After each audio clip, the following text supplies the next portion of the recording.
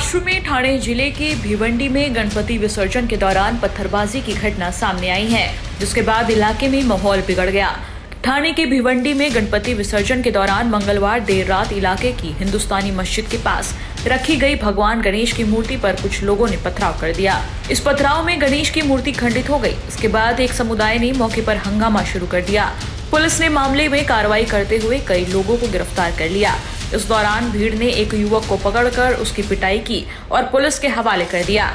इस बीच मूर्ति खंडित होने को लेकर लोगों की मांग थी कि जब तक पुलिस सभी पत्थरबाजों को नहीं पकड़ लेती तब तक मूर्ति का विसर्जन नहीं किया जाएगा।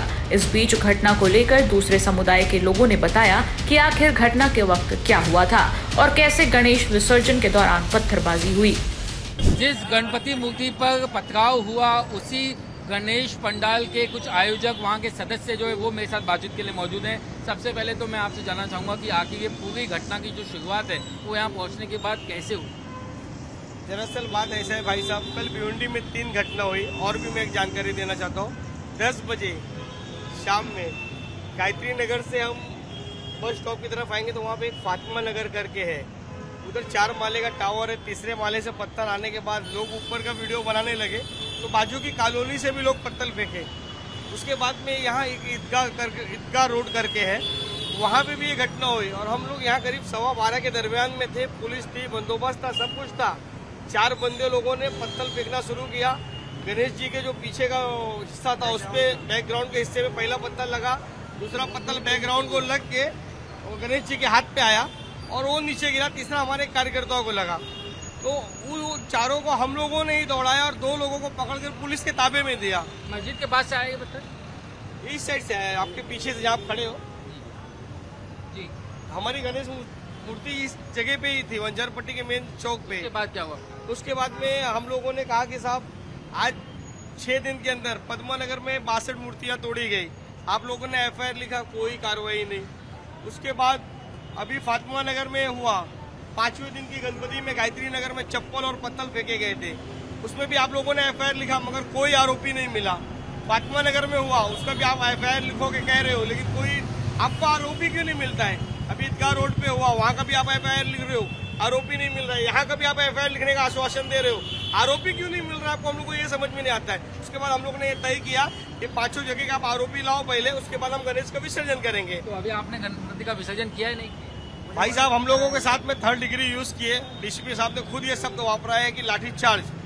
सब कार्यकर्ताओं को लाठी पड़ी, किसको 2 मिला है गणेश जी के आशीर्वाद से, किसको 4 मिला है, किसको ज्यादा मिला है। मार हम सब लोगों ने खाया है। यहाँ तक कि हमारे नेता राजेश कुंटे जी जो राहुल जी के ऊपर केस किए थे, संघ के कारवा है कल्याण के, उनको नजरबंद किया गया। मारने के बाद जीप में डाल के उनको नजरबंद किया गया, हटाया गया कि ताकि यहाँ से छितिर-बितिर हो। कल हमारे यहाँ के आमदार भी आए थे, वो भी रास्ते पे यहीं बैठे थे। ये भी लगाया गया कि मस्जिद के बाद जय श्री राम के नारे लगाए गए। देखिए, नारे लगे नहीं लगे ये नहीं बोल सकते हैं, और आगे पीछे होता है ना। और ऐसा नहीं है कि आदमी नारा ही देगा, आदमी बातचीत करता है। नारा का मतलब क्या हुआ? जय श्री राम। आदमी जय श्री राम कौन नहीं बोलता है? पुराने सदियों से चला आ रहा है ना। क्या राम का नाम लेना गलत है? जिन्होंने यहाँ पे जन्म लिया है, यहाँ उनकी संस्कृति है, यहाँ पे रामायण में साक्षात बताया गया है। यहाँ पे उन्होंने 14 वर्ष का वनवास किया है। यहाँ पे प्रभु रामचंद्र जी का साक्षात जन्म हुआ है, कृष्ण भगवान का साक्षात जन्म हुआ है। तो प्रभु की जय नहीं होगी तो किसकी जय होगी? आखिर ये कौन लोग हैं? ये दंगे से किसको फायदा होगा? ये दंगे में ऐसा है, ये जो फालतू लोग बैठते हैं, इनको कुछ काम नहीं रहता है। ये सब यही काम करके बढ़ावा करते हैं कि हमारा धर्म आगे बढ़े।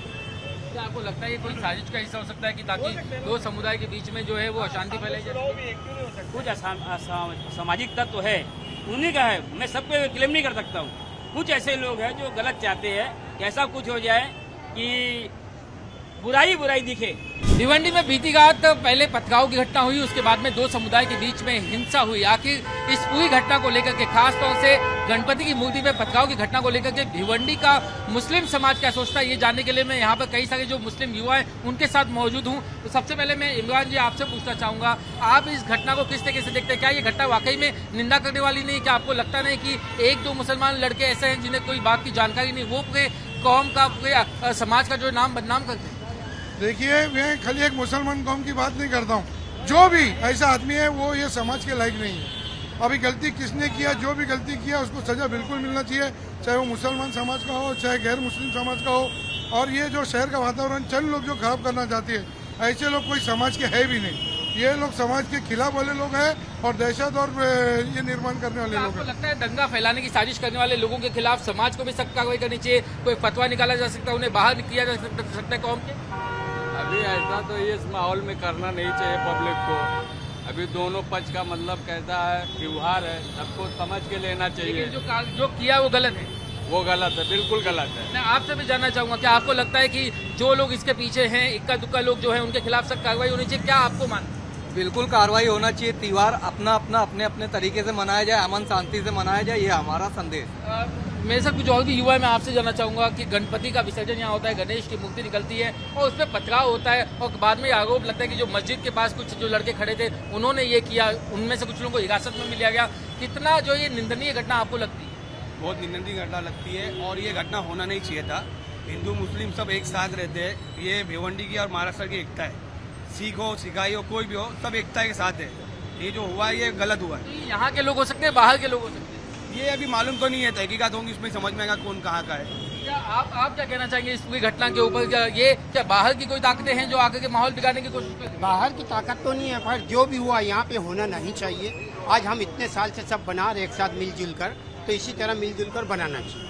जो यहाँ पर युवा हैं, जो जिन्हें ये समझने की आपको लगता है कि समाज के जो बड़े लोग हैं उन्हें सामने आकर के इन्हें समझाना चाहिए कि इस तरह की घटनाओं को अंजाम ना दे, ताकि दो समुदाय के बीच में जो है अशांति ना फैले। बिल्कुल, ये बहुत ज़्यादा ज़रूरी चीज़ है कि बड़े लोगों को आगे आकर जो है वो समझाना चाहिए।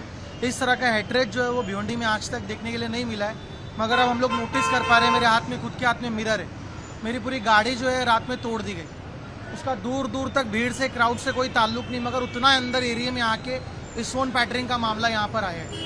पूरी गाड़ी तोड़ गई। मैं पूछता हूँ कि ये जो भरपाई है वो कौन कर देगा? भले ही जो है ये हमला जो है गणेश की मूर्ति पर हुआ, लेकिन आपके मन में इस पूरी घटना को लेकर कितना गुस्सा है? देखिए, जो आपको पहले कहा कि ये घटना होना नहीं चाहिए, लेकिन साथ ये भी बोलना है कि घटना को लेकर गुस्सा है आपके मन में? नहीं, गुस्सा तो ही है। देखो, गुस्सा दोनों समाज में रहेगा थोड़ा, क्योंकि आप देखिए मस्जिद के सामने खड़े होकर नारा भी नहीं मारना चाहिए, वो भी एक मामला गलत हो गया था।